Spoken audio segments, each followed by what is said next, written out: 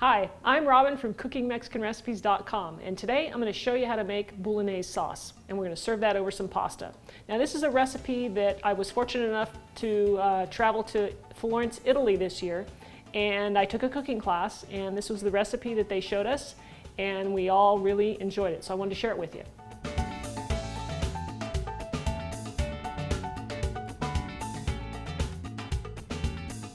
So before we start, let's go over our ingredients. First, we're going to need some Chianti wine. I went middle of the road here, not the cheapest, but not the most expensive. We're going to use a cup of that. I got some olive oil. We're going to need a half a cup of that. Now here the chef was telling us he really wanted us to use some Italian plum tomatoes. These are San Marzano, I believe that's what it says, tomatoes, and according to some chefs, this is one of the best to use for this kind of sauce. We'll also need 1 teaspoon of dried basil, a 1/4 cup of tomato paste. I've got some salt to taste. We're going to use 1 red onion, and I've got, about 1.5 stalks of celery, and I've got a couple of carrots. The first thing we want to do is chop up our onion and our celery and the carrots. Now we want to make sure that all of those are about the same size and very, very tiny. So we're going to mince them up really well, and this is going to take probably the most time in the recipe is preparing this part, but it's really important so that your sauce has a nice texture. Okay, so we'll start with our carrots. So I'm going to cut this in half, and to make dicing easier, I'm going to cut some strips like that, and that way the pieces start out smaller, so when I cut it in the other direction, it's going to mince up a lot quicker. So when you get it to this point, and you're just going to rotate it and then line them all up and then just start dicing, and you can see how they're all nicely uniformed at this point. So we'll just do it like that.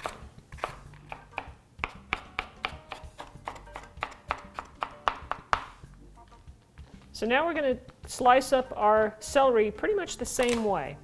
I want to make these long sticks, nice and thin, and if I do that in the beginning, there'll be less chopping as I go. Just line all the pieces up and then slice. All right, so now we're going to cut our onion. So cut off the ends and cut it in half like this. And what we're going to do is I'm going to go ahead and make some slices this way. Now be careful, watch your fingers. So I'm going to make slices up like this, gently. And then I'm going to take some down like this, about halfway through or so. Now when I cut the other direction like this, I'm going to start getting a mince, which is going to speed up the process so we're not crying our eyes too long. All right, I just finished cutting up the onions, the celery, and the carrot, and I want you to see how finely cut they need to be. Here's our onions, and I've got about a cup of carrots and almost a cup of celery, and then of course that's the 1 whole red onion. So the most important part of our recipe is the meat. So here we have, and I want you to get 1 pound of, and you can go over a little bit, over a pound, of very lean ground beef, and another pound of ground pork. Now I was going to say sausage, but just go with the plain ground pork, because if you go with the sausage, it's going to have some extra spices in it. So we're going to start off by sauteing our carrots, onions, and celery. So we're going to put about 1/2 cup of oil in our pan, which I've got on medium-high at the moment. And you want to use a fair amount of oil. I know it seems like a lot, but we really do need that, because basically you're covering the bottom of your pan. I might even add just a smidgen more. And then we're going to place all of our goodies in there. And we're going to cook this for a good 5 minutes until it cooks down a little bit and gets nice and soft. All right. So we want to stir constantly, keep it moving. I'm going to add a little bit of salt to it. Not too much, just a little touch. And we're going going to continue to saute a few more minutes here. So our mixture here has cooked down a bit, as you can see. Now it's time to add our meat. Here is my ground beef and the pork. Now, what I want to do here is break this up as much as I can and keep working it until I get it all broken down very nicely. So using a couple of utensils, a couple of wooden spoons or whatever you have, and just work it and cook it. And we'll do this, probably cook this for a good 10 minutes. All right, so we've got the meat cooking. I've been breaking down the lumps or the chunks of meat so that they're very small. And now I'm going to make a little hole in the middle here because I'm going to add my tomato paste. And I want it to get the heat on it. So I'm going to throw that right in the middle. And that's going to help to sort of caramelize the sugars in the paste and make it taste better. So turn the heat up to medium. And I'm just going to kind of stir that up a little bit with the heat.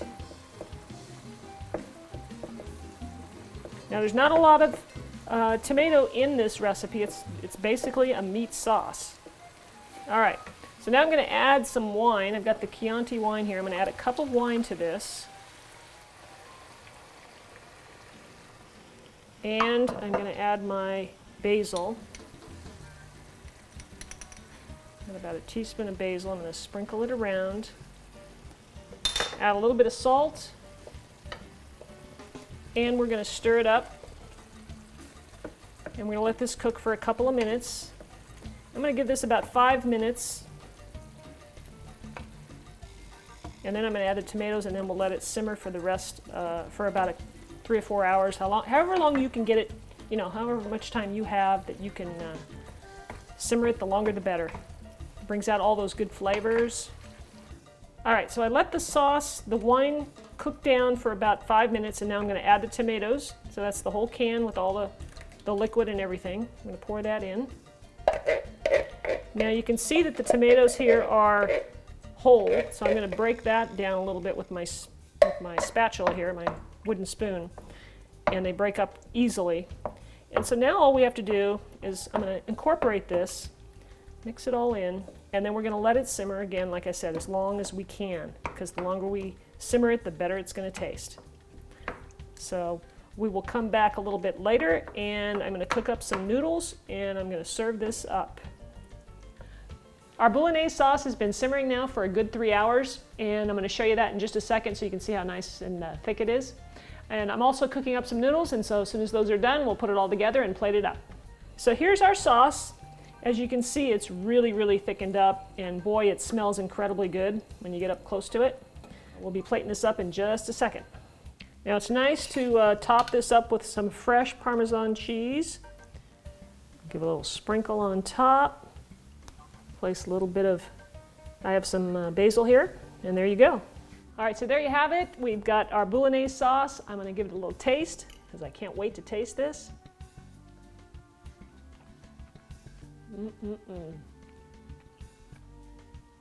Excellent flavor. I hope you guys will try this. It really is delicious, and it's really pretty simple to make. And I hope you enjoyed this video. So be sure to subscribe to my channel so you don't miss out on any new videos that I'm coming out with. And we'll see you next time. Thanks for watching, and visit me on cookingmexicanrecipes.com. Thanks.